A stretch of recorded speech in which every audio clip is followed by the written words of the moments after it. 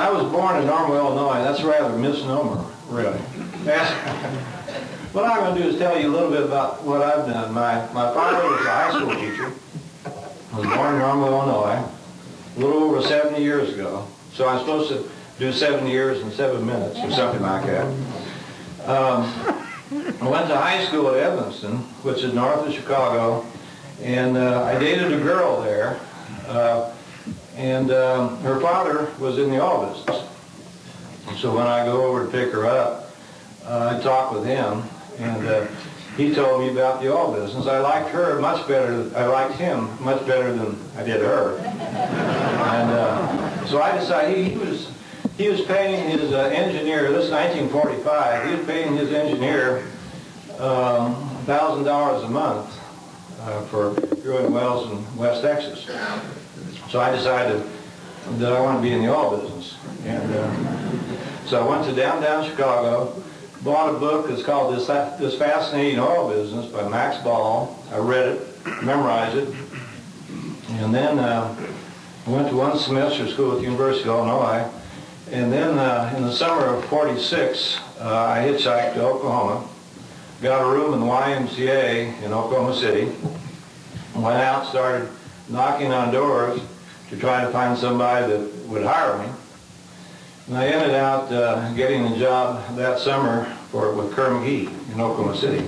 And I worked for him in the drafting department. And then I went to OU, and I worked my way through OU. Yeah, some of them were from OU. Worked my way through OU. I graduated from OU in January 1950. I went to work for Kerr McGee in Oklahoma City.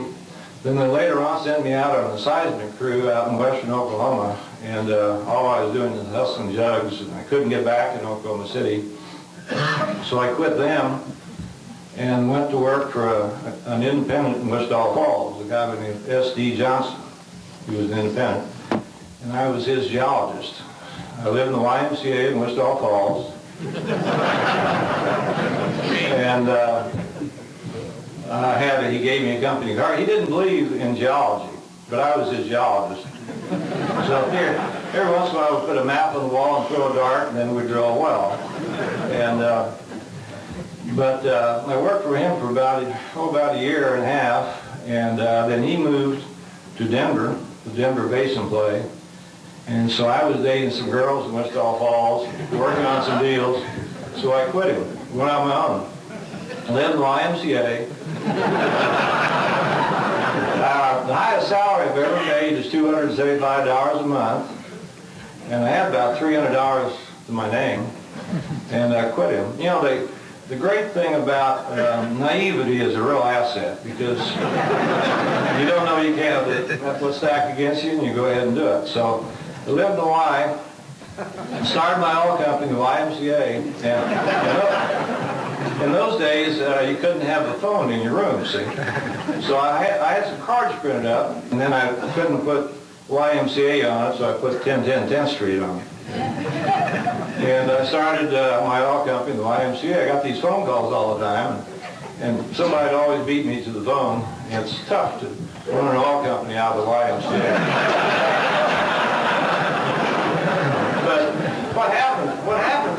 I got this, finally got to the point where I had to see some farmers. I couldn't get out there because Johnson had taken his car away from me. And so I rented a Hertz car, went out and saw the farmers.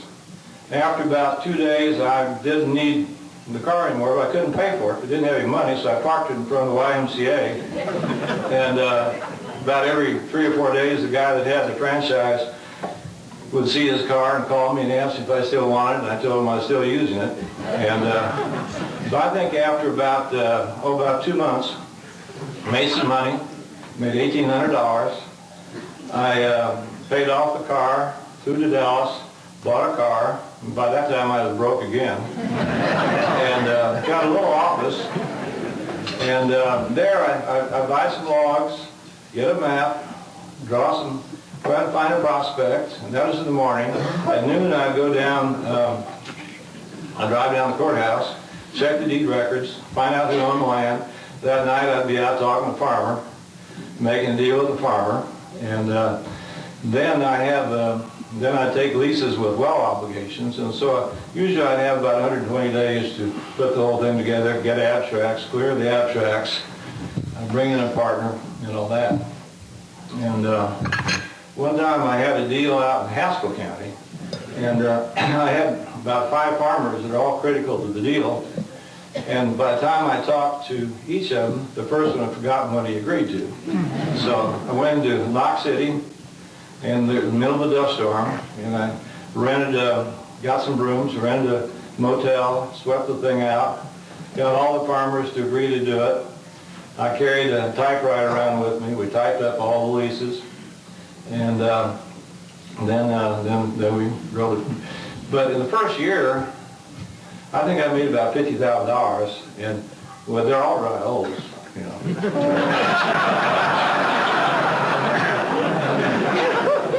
they were all right olds, but anyhow, I made good money.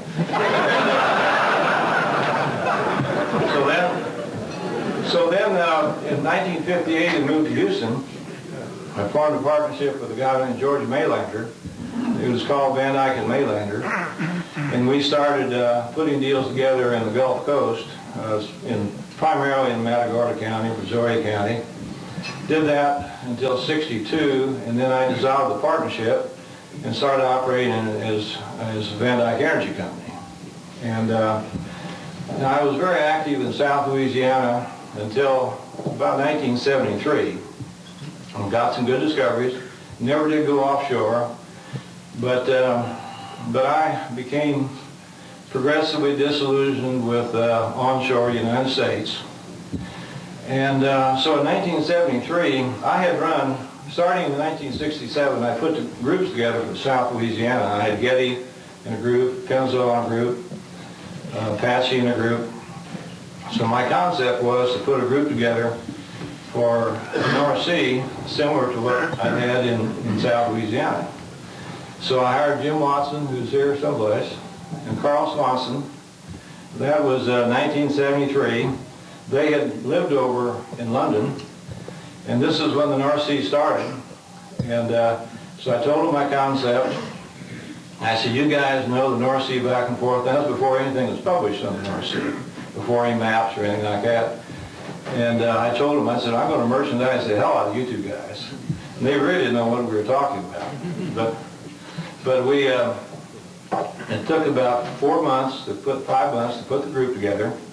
We traveled all over North America, and I ended out with the group, with companies representing $7 billion in assets.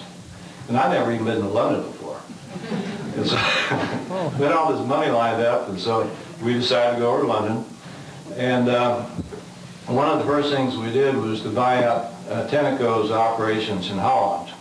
And actually, since that time, primarily been active in the Dutch North Sea. I found most of the fields in the Dutch North Sea.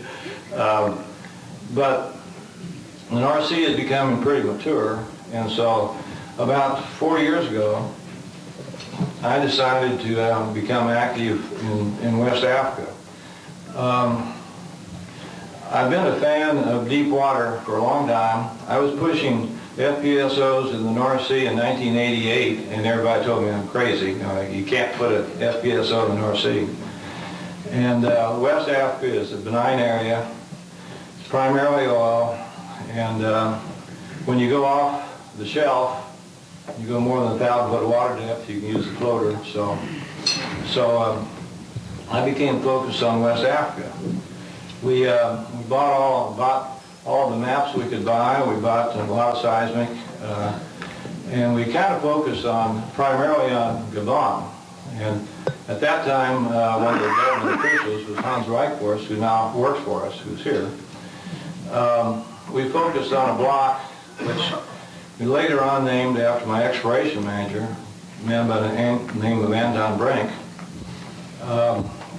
We leased it, and then we found out what's going on in Angola and the size of the fields being found there. And so we took a lease on this deeper water block, which I named after my wife, Asher. So we put together these 2 blocks, a total of 3.3 million acres. We had some spec seismic, but not very much, and so we ended up carrying on a large 2D program. And then a year ago last summer, I had a private auction, and I only had major companies in the auction. We got about 15 offers for these blocks, and I ended up making a deal with Total. It's called the Vancouver Bond Group. Total has 28%, Unocal has 25%, I've got 22%, Kerr-McGee has 14%, and Reading Base has 11%. We have finished a 3D seismic program. Total thinks we have in excess of 20 billion barrels reserves on these 2 blocks, recoverable. We're going to drill our first well at the end of next year, and if that's right, I've got 22% of 20 billion barrels of oil. But in any event, when I made that deal, I got my money back. I got many millions of dollars in excess back. Took that money and put it in a bank in Bermuda. But I haven't told my wife what bank it is. It's in a bank in Bermuda, and as long as you keep it over there, you don't have to pay taxes here. And so what we've done then, in the last year and a half, I put together a total of 21 million acres in West Africa.